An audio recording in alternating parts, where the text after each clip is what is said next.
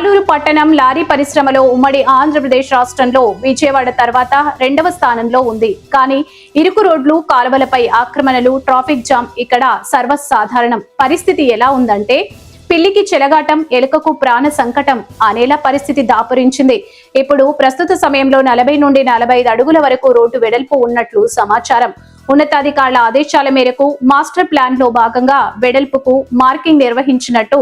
Master plan అనేది ప్రతి 20 ఏళ్లకు ఒకసారి మారుతుందని 2026తో ముగుస్తున్న తరుణంలో కొత్త మాస్టర్ ప్లాన్ 2047 వరకు అమల్లో ఉంటుందని, షాపులు ఎంక్రోచ్మెంట్లపై స్పందిస్తూ కొన్ని ప్రైవేట్ బిల్డింగ్స్ ఉన్న కారణంగా యజమానులకు ప్రభుత్వ నష్టపరిహారం చెల్లిస్తుందని, అర్బన్ డెవలప్మెంట్ అథారిటీ పరిధిలో ఉన్నట్లు ప్రభుత్వం నిర్ణయంపై ఆధారపడి ఉంటుందని Saluru municipal commissioner Tamalapakula Thomas Ratnakumar ఇతర సిబ్బంది తెలిపారు.